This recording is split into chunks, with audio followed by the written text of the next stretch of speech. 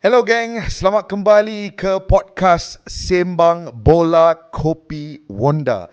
Dan seperti biasa, ini adalah podcast yang akan membawakan kisah-kisah luar biasa, kisah-kisah menarik, kisah-kisah ikonik di sebalik kerjaya dan perjalanan hidup wira-wira bola sepak kegemaran anda. Untuk minggu ini, kita ada seorang tetamu yang sangat istimewa yang sebenarnya majoriti peminat bola sepak Malaysia di luar sana dah tertanya-tanya apa latar belakang individu ini. Membesar bersama salji, tetapi kini bintang bola sepak di Malaysia dan khususnya di Selangor. Selamat datang Nooa Laine buat kali pertama ke podcast Sembang Bola Kopi Wonda. Nooa, thank you so much first and foremost for taking the time to have this chat with us.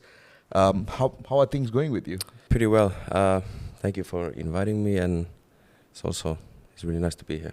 Yeah, I still remember when the news was announced that you were moving to Malaysia, and it felt like it was just yesterday. But in the blink of an eye, it's already been what? How many months has it been since you moved here? What is it? It's November now? Yeah. So, 9? 9 months? 9 months, yeah. They must have flown by for you. Yeah, for sure.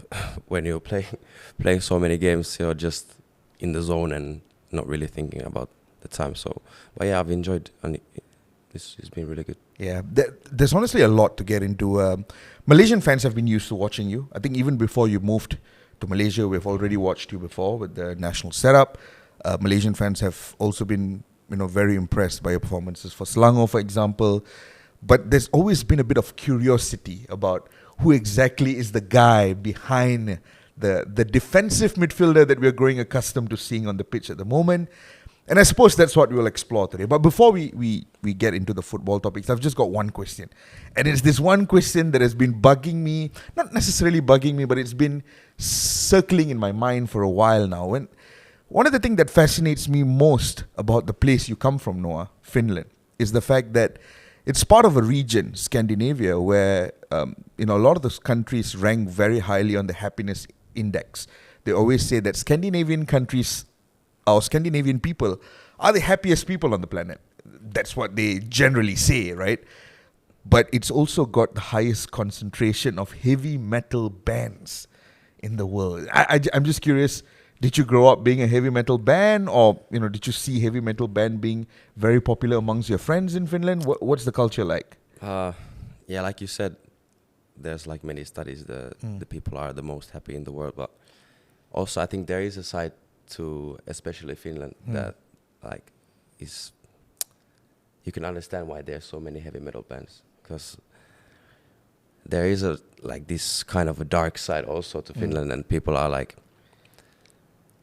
if I'd say if you go to like a smaller town, you can see that there is many like people who like to listen heavy metal, but it's not really my thing, to be honest. But there also, have you heard about Eurovision? It's like song contest. Yeah. It's a huge thing over there, right? Yes, and there was this it's called Lordi.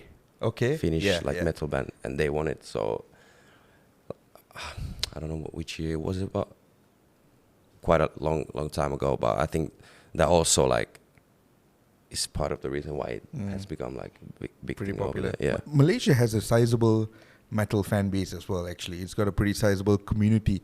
But what is your genre of music? Yeah, rap. Rap is my. I like to listen to pop also sometimes, but mostly rap. Yeah. Any particular artist? I like Drake. Is that your pre-game jam as well? Yeah, mostly. Yeah.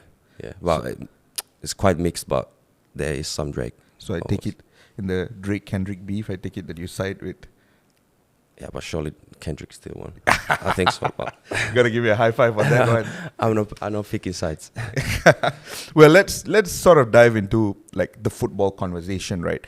I think generally people are just very fascinated about the story, your upbringing. So I want to start by asking a little bit about your upbringing in Finland. What was it like growing up in Finland? What was it like also growing up in as a multicultural kid, right? You've got different backgrounds. Yeah. What was that like? Could you tell us a little bit more? Well, yeah. I think I had a really normal childhood. I had lots of friends. I played outside with them. Went to school. After school, I went to training. It was quite I think it's a bit different compared to Malaysia. Like I think here a lot. The football and school, they are mixed. Yeah. Like it's the same thing. Yeah. So You play football in your school, yes, and in you the play school for team. your school. Yes, yes. But in Finland, it's like I wake up, I go to school, and after school, I go home. Or if the training starts early, I go straight to training, and it's different. It's like a football team and school. And then after training, I just go home and do it the same again, and enjoy every day. And it's like, yeah, that's all I do pretty much. My whole childhood. Were your parents a driving factor in you getting into football, or was it just a personal interest for you?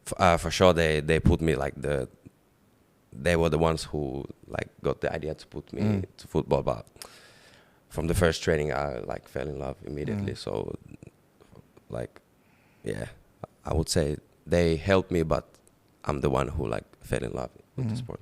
Who is your Finnish football hero? There's two parts to this question, because I want to know who is your Finnish football hero, like the Finland footballer that you grew up idolizing, and also which was the first Malaysian footballer you were aware of. I wouldn't say I have like a hero, because I've always been like, I just like to watch like good football players. Okay. You know, I like to take something from everyone, and it's not like this is the person I. Okay, yeah, I've like always since a kid I've loved Cristiano Ronaldo, but he's not like it's so different compared to me.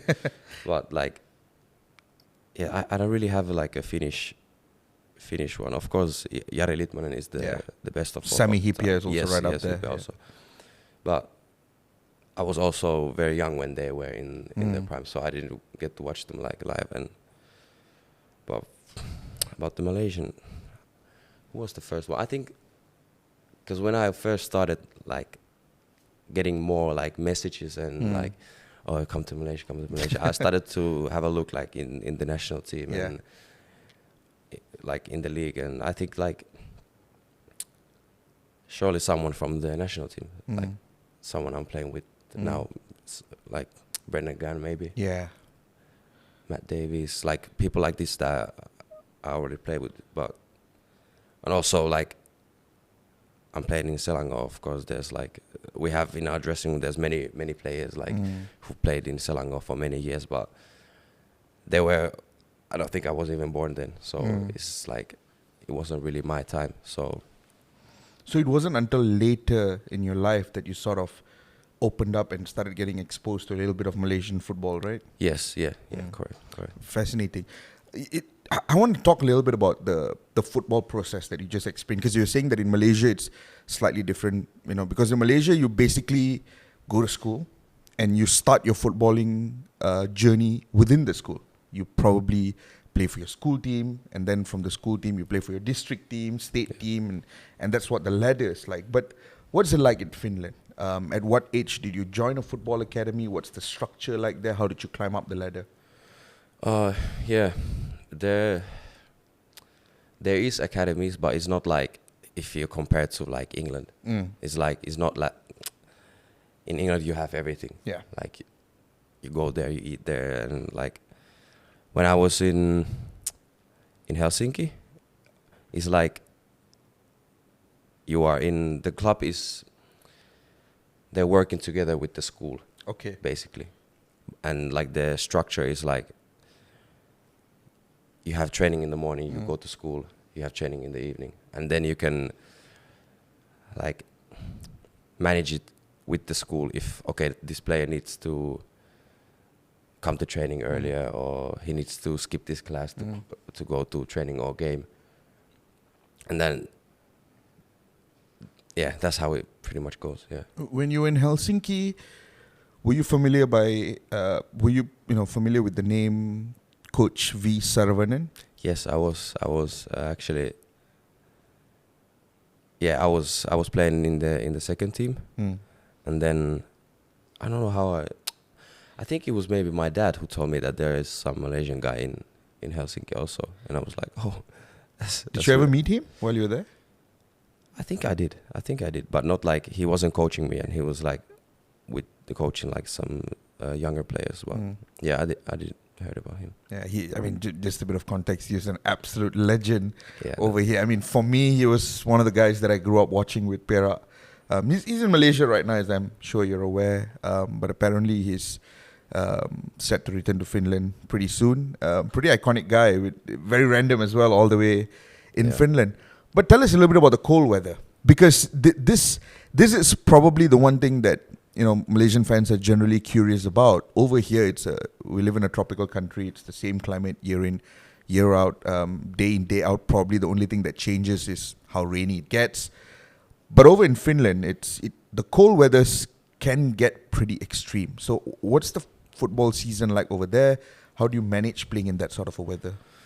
Yes, it's difficult. It's very difficult because, as you said, the weather changes. Like, okay, there's like around this time there's like starting to get snow, and it goes until April maybe. Oh, wow! So it's really difficult. You cannot really play outside, so you have to play in these indoor halls, and of course, it's very different the football to play indoors than outside, and also if you don't have like a proper way to warm up, the indoor is also cold. So that's why also the Finnish people say the Finnish preseason is the longest in the whole world, and it's actually true because there's this how many months? Yeah, from November to April only, like that's training. basically your preseason. Yes. Oh wow. Yes. And So a lot of it is indoors. most of the time, yeah. What are these indoor halls like? I think I've seen a picture of one in Iceland. I remember, I think it was 2016 when Iceland did really well at the Euros, and there was all these articles coming out exploring the football system there. And I remember seeing how they all play indoors, and that sounds pretty similar to sort of like the indoor arenas that you've got. But do you have like seats for fans, or what is it like? Some have, but it's not many seats. Like it's like maybe a couple of rows that you can sit, and then it's also pretty dangerous. Like if you have like, let's say these wooden seats, and then the pitch is like 1 meter from the seat, and then you're running like full speed there and fall down, hit your head or something like this. Yeah. You have to be like pretty careful when you're playing there, but the crowds you're getting is not very, very big there. Yeah, we'll touch a little bit about the crowd in just a bit, because that's what I'm curious about too. But let's talk about your experience under coaches. Who would you say is like an individual, a coach that had the biggest impact on you growing up, and in what sense? There's quite a few actually. Like as when you're like, let's say under 15 still, I think you need to have like it doesn't even need to be like a tactical genius as a coach. Yeah. I think it needs to be more about the person, More about the human, right? Yes. Yeah. And you need to have a coach who makes you like excited to play the sport, and he makes you realize things that why this is so like privileged to play this sport, and like you get every day this like feeling that you just like fell in love with the game even more and more day by day. And then after, I think, after maybe 15, well, when you go to the men's game, then it's more about, winning games and doing whatever it takes to win games. But the one that affected me the most was, I think, my second and third year in Asico in Seneoki. We had this Spanish coach, Joaquin Gomez. Yeah, I think he was like the most intense coach I've ever had. Like, wow. And I really enjoyed working with him, and he was like, of course these were the years also that like I got really introduced to the men's game like properly. I think it was my maybe second season playing like fully men's football, and like there's many things I learned from him, so that was good. Was he the guy that gave you your pro debut?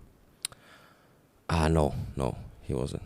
Are you talking about the because when I was 15. Yeah, because Yeah. that one was. I remember reading about you when we first found out that there was a mixed heritage boy in Finland who was about to play for the national setup. And of course, like any Malaysian football fan, you try to research the guy up and find out more about him. And I stumbled upon a pretty fascinating fact. Is the fact that you made your pro debut at the age of 15, which is, I mean, probably not so common in some parts of the world, but in Malaysia, at the very least, 15, you very rarely see it happening. But in your case, how did that come about? Making your pro debut at the age of 15, and do you remember how that day went for you? Because it must have been a really fulfilling day on a personal level. I think it was like pretty natural. I was in the squad, like training with the squad and doing the preseason, and then I just got my chance, like to play, and that's how it happened. There was no, did you feel any specific emotions on the day? Do you remember what the message was like from the coaches or your parents on the day? Because for any footballer out there, the day you make your pro debut is always the special one, because that's what you spend your childhood working towards, right? That particular dream of making it a career. Yeah. Of course, it was a really big thing because it's my hometown club, and like all my family were in the game watching. But then again, it was like something that how do I say, like, it's just one step, that these are the games I need to be playing also. Okay. So that's how you viewed it. yes, and it wasn't like, oh, now of course it wasn't now I've made it, and it was like, okay, now we're here. Now I want to play even more and take my place. So, that's a pretty fascinating approach to it, I would say. Where you don't necessarily look at it as a huge milestone. It's more of like a step towards what else do you want to do within the game and achieve within the game. yeah, definitely. In your time in Finland, you've played for a lot of the underage teams with the Finland national setup. I think under 15s you played, under 17s as well. Yep. I'm curious, from that age group, are there anyone that stood out to you? Anyone that have gone out of those age group to make it big, whether in Finland or whether in other parts of Europe? Do you remember your teammates? Yeah. There were many really good players actually in our age groups, like the born 2002. Actually, they just got qualified to the under 21 Euros. Like, last time Finland got qualified, I think it was like 2009. Oh wow, that's a while So back. it was like my age group is the one, like the oldest one now in the under 21s. So I think that tells is a pretty good age group. Pretty good story. Yeah, that's pretty. And anyone that's already sort of like making a breakthrough in the top 5 leagues, or? No, I don't think in top 5, but maybe like Belgium and some like Germany, like lower leagues. Yeah. I want to talk a little bit about your move to Malaysia as well, because I'm thinking about this from this angle, right? You made your pro debut at the age of 15. You were very highly rated within the Finland national setup. You were already playing Conference League qualifier games in Europe. But what sort of compelled you to make the move to come over to Malaysia? Well, of course, I think I was pretty lucky to be in the national setup first. Like I got to see how it, not really how it is, but like a bit closer. Like how are the players and the culture and. Actually, let's talk about that then. Yeah. Let's talk about that first. Do you remember the day you got the call that the opportunity to play for Malaysia was very much available? The first time it was possible for me to come was the last AFF. Okay.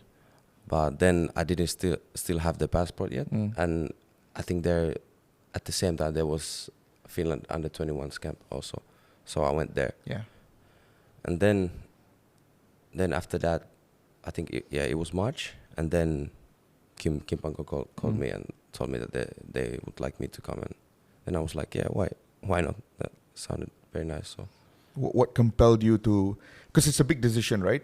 You could potentially play for the country that you were born and raised in, or you could play for the country of your parent, a country that you've got connections to, cultural ties to.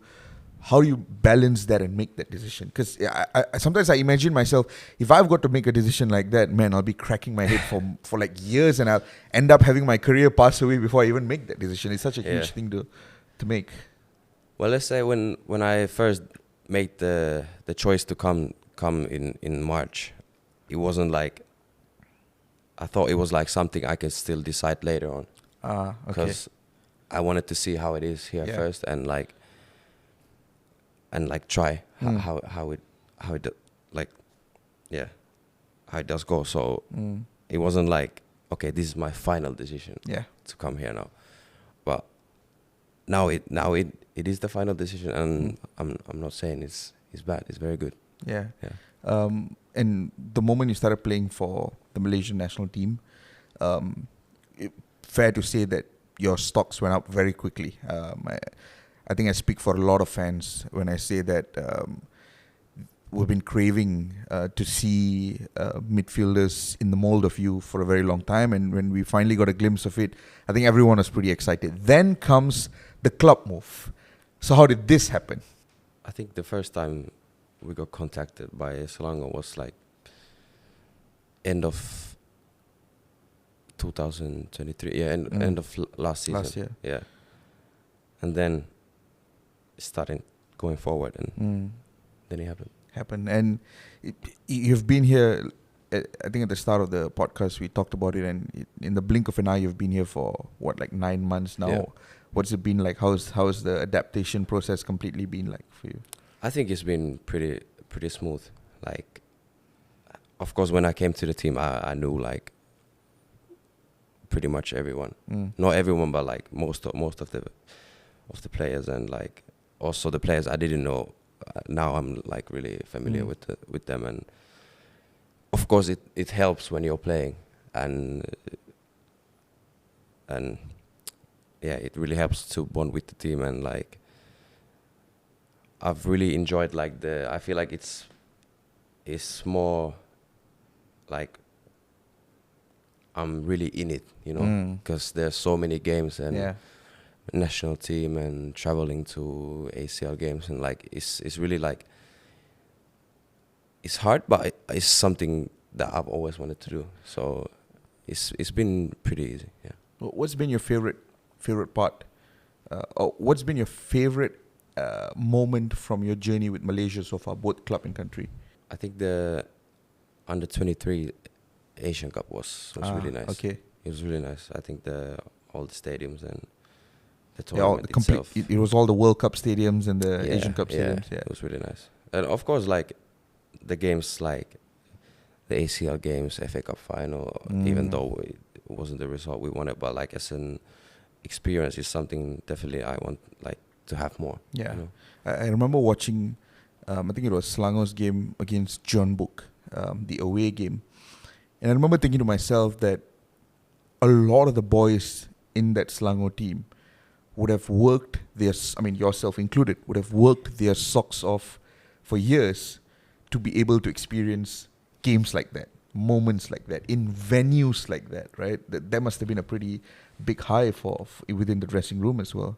Yeah, definitely. Like those are the games why we all play football, and even though the games are like high stake and there's pressure and everything, I think you need to take yourself out of the position and like look at where you are and enjoy the moment, and really like embrace it.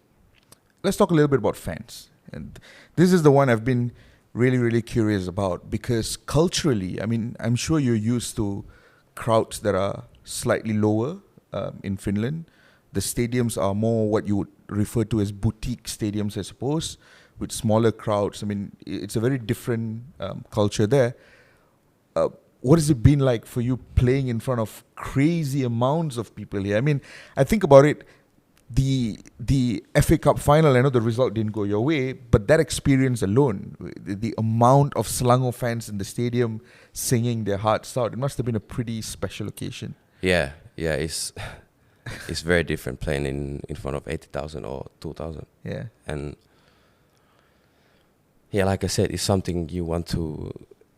Those are the games you want to play, and it's when we play in our home stadium. I feel like it definitely gives the team more when you hear the fans singing and people like shouting and cheering. So it's part of, like, it needs to be like football without fans is so different, and you need the fans to also be there.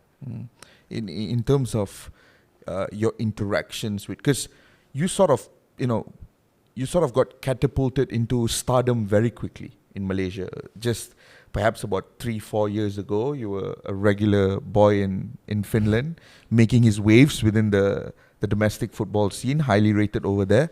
But within a short space of time, the Instagram followers shoots up, the attention from public shoots up. You've got young kids who are now wearing your jersey on their backs and people idolizing you and appreciating you. What does that feel like? What has been sort of like your favorite interaction with like fans that you've experienced so far? It's definitely very different than in Finland. Like, I feel like here you are more appreciated as a footballer than in Finland. Like, there's for example, ice hockey is much bigger than football in Finland. But yeah, it's nice, yeah. But also like you said about the followers and everything, I think it's still, you don't play football with those followers. You still have to like try to do your best and deliver and like for me it's not, of course everything comes with like all these media stuff, they come with football, but the main thing is the football. So I'm trying to focus on it every day, and after this everything else comes. Yeah. Do your friends in Finland ask you about the crowds over here? Ultras Malaya, I mean, they're a pretty well-known organization within fan groups. Even in Europe as well, people are aware of Ultras Malaya and the incredible support. But you get friends back home in Finland asking you about the football environment here, the community here? Yeah. Actually, I've been the one to, when I went back home to Finland, you won't imagine like how many fans there were. Like, yeah, they definitely heard of the fans. Yeah. And have any one of them like come down here to watch you play so far? No, not yet. No. Family members, not yet as well. No. Soon to come, Hopefully I suppose. soon, yeah. Just a couple of last questions. One that I would leave for right at the end because it's more of like a bigger spectrum question. But there's one thing that I want to ask you about, which is regarding your life in Malaysia, because even in terms of lifestyle, it's a pretty big shift from your day-to-day things that you do over in Finland to now being in KL. I just found out that you live pretty nearby your stadium as well, in Selangor. What's your day-to-day experience like in living in the Klang Valley, and what are the things that you like so far about living here? Yeah, I would say if I compare to Finland, is pretty much the same. Like, life as a footballer is every day is pretty much the same. But I think here's flipped because we train in the morning in Finland. Okay. So, and here we train like in the evening or afternoon. So yeah, it's like it's not like, I would say it's pretty boring, but I enjoy it. It's like you take care of yourself and then you go to training and you take care of yourself after this also. But what do you ask? What is my favorite thing? Yeah, what is your favorite thing about living here so far in the short space of time? 9 months. I gotta say the weather. You love the weather. Yes. When I came here, I was a little bit like, I'm not sure if the weather. I don't want to feel like warm all the time. Yeah. But then we went to New Zealand with the national team. That was my first time I went to like a bit colder place after coming to Malaysia. And I was like, it's too cold now. And when I came back, I was like, yeah, the weather is the number one thing, because you never feel cold, so I don't mind it. And it's constantly bright and sunny, and it affects your your general state of mood as well, right? That's definitely true, because right now in Finland you have sunlight maybe from 10 a.m. to 4 p.m. So when I was going to school, I went to school at 9, no sunlight, and left school 3, no sunlight. So some cases you cannot see the sunlight like at all. Yeah. So are you already completely adapted to life here as a local? Are you walking to your nearest, I don't know, grocery store to pick up cans of Wonda coffee maybe, and yeah, I am like, it's shorts and flip flops in this weather? yes. That's I mean, I can completely understand that, because a lot of people that end up making the move from Europe to over here, there is one individual which I'm sure you've heard his voice, but you'll probably meet him at some point. He goes by the name of Des Cockhill. He's a commentator. He's been in Malaysia for so long now, and he says the same thing as well.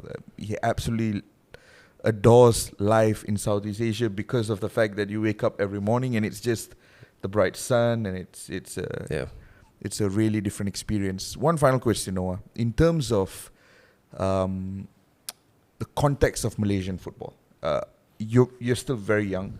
You've still got a long time to go within the national team, within the club level.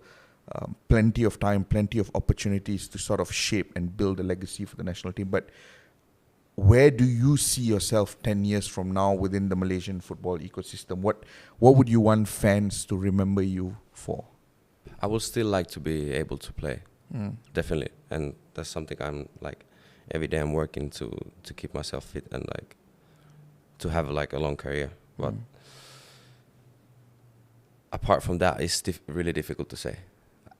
Yeah, because you never know what happens in football, and 10 years in football is a long time. So, but I would like to play still and like be able to play many games and without like too many pains.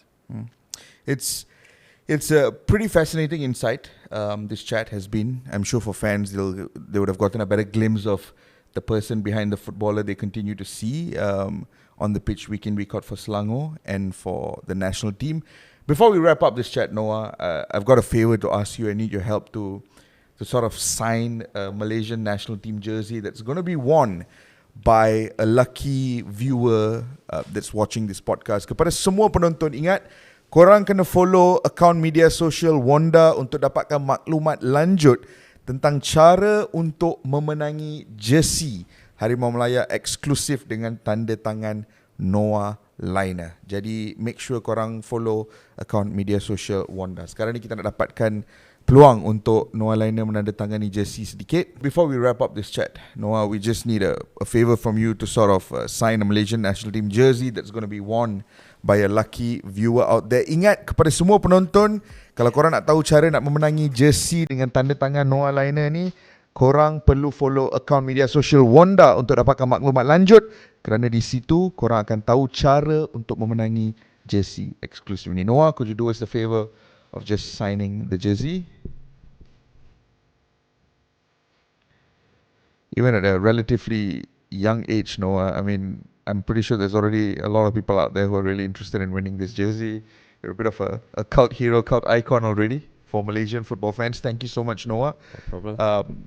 Just a quick mention as well. I hope the best of luck for the rest of the ACL2 campaign. I think it's been a real pleasure following Selangor's story in ACL2 this year, and hopefully you guys go as far as you can. And good luck for your future with the Malaysian national team as well. We're looking forward to watching you in that number 6 role for the years and the decades to come, hopefully. Thank you so much. Thank you very much. Thank you so much. Terima kasih kepada semua yang menonton juga podcast Sembang Bola Kopi Wonda. Seperti biasa, ikuti media sosial Wonda bukan saja untuk dapatkan maklumat tentang cara nak menang jersey ni, tapi untuk tengok siapa tetamu dalam episod seterusnya.